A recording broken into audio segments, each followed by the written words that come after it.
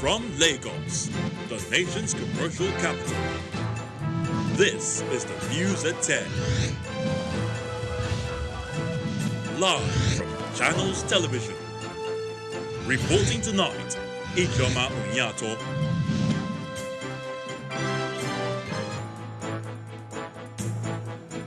Hello and welcome. Federal government expresses satisfaction with ongoing operations by the security agencies across the country as it throws weight behind the community policing and pledges readiness to fund the initiative. President Buhari leaves for London to participate in the inaugural UK-Africa Investment Summit holding on Monday. 14 people killed and many others injured after bandits stormed Babanrafi village in Gumi local government area of Zamfara state. And Iran's supreme leader Ayatollah Ali Khamenei defends his country's armed forces as he rallies support after the army admitted shooting down a Ukrainian passenger plane by mistake. Plus business, sports, news from Abuja, the FCT, and of course later from our studios in London. On Business News tonight, Debt Management Office announces plans by the federal government to refinance up to 3.6 trillion naira of local debt this year. And on Sports News tonight, Liverpool manager Jurgen Klopp frowns at the decision to switch the Africa Cup of Nations to January and February. From Abuja, former Vice President Atiku Abubakar asks PDP to set up a special committee to review the 2019 general elections with a view to strategizing for future elections.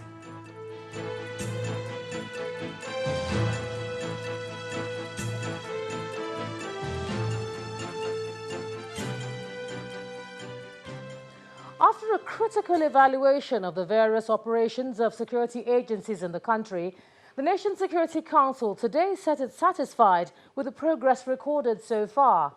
This decision was reached after President Muhammadu Buhari met with the service chiefs and other heads of security agencies at the State House in Abuja. The Chief of Air Staff, Air Marshal Sadiq Abubakar, who briefed State House correspondents after the meeting, said the issue of banditry in some parts of the country was also discussed. He also acknowledged that the Air Force has taken delivery of 2 fighter helicopters as part of the equipment the military and police are expecting, with an assurance that most of the hardware would be received by the end of February.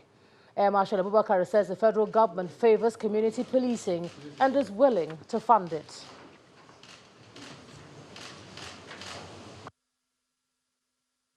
We have critically looked at everything, and we are satisfied with the progress we are making. We are satisfied with the support that the federal government is giving the armed forces and other security agencies in terms of procurement of platforms. Substantial number of this equipment are expected by the end of February. What we want to do here is to reassure Nigerians that the armed forces of Nigeria and indeed security and intelligence agencies in Nigeria are going to continue to work round the clock to ensure that our country is secured and to ensure that nobody undermines the territorial integrity of and national sovereignty of Nigeria. Our appeal is for all Nigerians and other stakeholders to join hands with the armed forces of Nigeria and other security and intelligence agencies to ensure that our country is secured, rather than looking at other methods that are likely going to negate the national policing and community policing policy that the federal government has approved. What we expect is for all stakeholders, local governments, state governments, other stakeholders to join hands with us and let us work together to ensure that our country is secured. And staying with security matters, a legal luminary, Chief Afe Babalola, has faulted the position of the Attorney General of the Federation, Abubakar Malami, on the legality of the Southwest Security Initiative, codenamed Amotekun. The senior lawyer insists that the outfit is a supportive organ to assist the police and relevant agencies, saying it should have come earlier in the face of avoidable deaths and violence experienced in some parts of the country. Supporting his arguments with relevant sections of the Constitution, the legal icon says citizens are duty-bound to assist lawful agencies for maintenance of law and order in Nigeria. I want to congratulate the governors of Western State in coming out with an outfit, otherwise known as Amotekun outfit. How much I wished that the outfit had been put in place many years back. If so, we would have saved the lives of many people who are gone. We would have saved many farms which are destroyed. We would have saved many animals which are destroyed. You see, the Amotekun outfit is simply a protective and supportive organ to assist the police in their duty to ensure that life and properties are safe. This establishment has its root in the constitution of this land, 1999 constitution. Unfortunately, nobody seems to have glossed over the rights of the individual and the right to associate and the right to protect their interests. These are completely and absolutely and sufficiently covered by sections 24, 40, and 45 of the Constitution.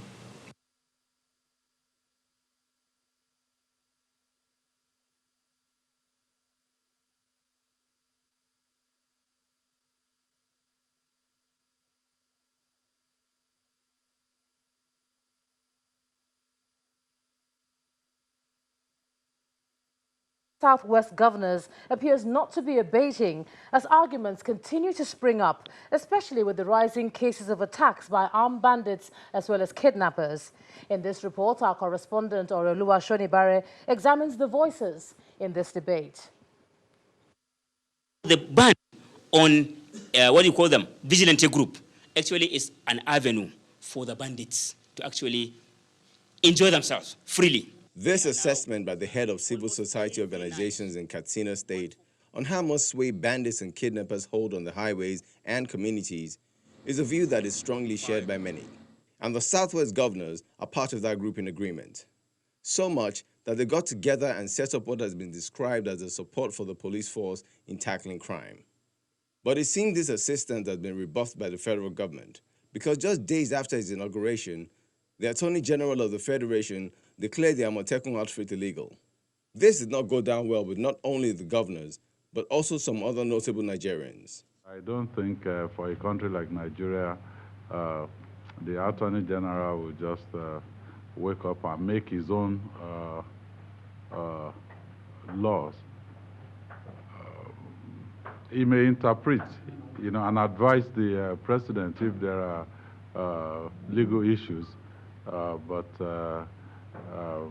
I haven't seen anything that gave that power to the Attorney General to make such a declaration. The Inspector General of Police has spoken for the federal government. The Attorney General of the Federation cannot, he doesn't have the power to declare any organization illegal in Nigeria. There have also been questions about vigilante groups in the Northeast, like the Joint Task Force supporting the military against the Boko Haram.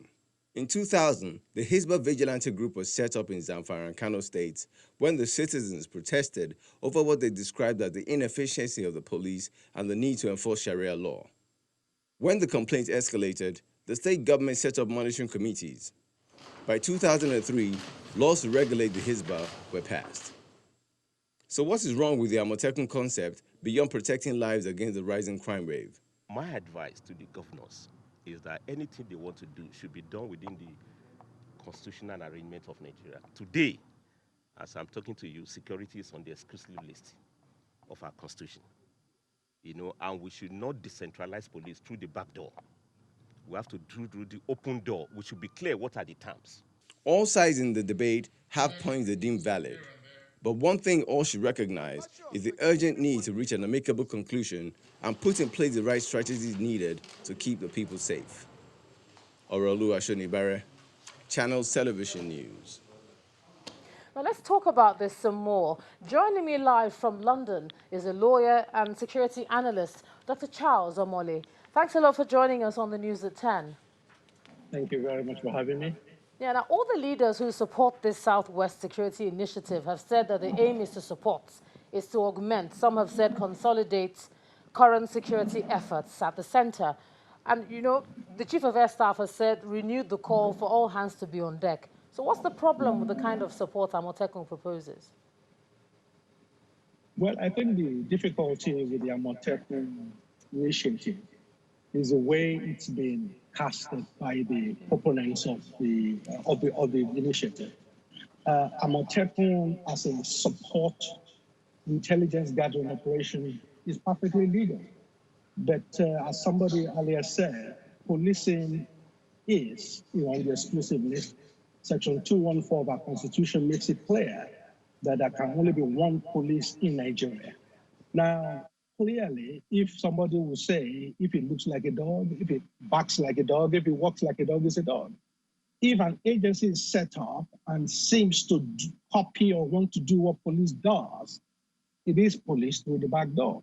So I can understand the fear of the federal government in that sense. I would have thought there are better ways of creating an intelligence gathering outfit within the Southwest that will provide the first, response,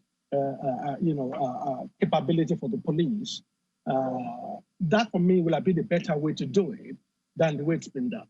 And more importantly, also, there is no law. None of the states have created law to establish, to regulate how Amotekun will work. And the way it's been set up also, I have a fear as to its future. Because if there's no law that establishes in each of these states, how do you appropriate funds for it in the years to come? So it seems it's been rushed, and I think they've not been well advised. But personally, I support Amotekun as an initiative. I just feel it needs to be tweaked a little bit. Clarify this issue of community policing versus state policing, because when we heard today that the government was willing to even fund community policing, so in some quarters people said, well, that means it's the same thing. It's just a case of semantics, whereas others say community policing, the policy has been approved. What do you think? Is it the same? Well, community policing is a style of policing which can happen whether it's with the state police or federal police. So state police is when the state controls the police and owns the police. So you can have state police and not necessarily community policing. You can have federal police and community policing. The challenge with the community policing initiative in Nigeria is it's been on for over a decade now. Each Inspector General of Police come on and say, okay, we are doing community policing. But the fact is, they've not been resourced to do it. The police have not been given the resources to do it. And I must say, this current government has given police some resources to actually deliver on these things. That's why I think about 10,000 people are sort of officers who are recruited recently purely to focus on community policing. But my challenge is some will say that is a little bit too late, too little too late from the government. They should have done community policing and funded it years ago. But be that as it may, we are with that. But government needs to fund it, and police also need to change some of their operating procedure. For example, one of the major challenges with community policing over the years has been the police style of transferring staff, officers across states. Yes. So Yes. Sorry to have to cut you short there, but some people are already saying that if Amotekun is not allowed to continue, you've said it's an issue of structure, then what about Hisbah in the north, set up in that region by the leaders there, and they didn't seem to have this same structure problem or the issue of territorial integrity? What do you have to say about that? That is a fair criticism, I will admit. It appears as though it's a bit of hypocrisy on the side of federal government in that sense. Well, I mean, somebody will say two wrongs don't make a right, but clearly, I think it will not work when it comes to security if the Southwest governments proceed with this without the support of the federal government. Remember, the police will still be the backbone of this operation. So the Amotekun guys are supposed to see something suspicious, call the police. The police will still have to respond. So the cooperation of federal government is definitely needed for this to work. It cannot work purely as a state enterprise in that sense. So I agree. Yes, there appear to be dual standard in that sense, but federal government has a lot of latitude when it comes to security. All right, lawyer and security analyst Dr. Charles Omole, thanks a lot for joining us on the News at 10 all the way from London. Thank you. Thank you. And in part two, after the break, Emir of Potiskum in Yobe State recounts ordeal following attack on his convoy on the Zaria-Kaduna Road, calls on the authorities to take security of lives seriously. That's in a moment. Do join us again.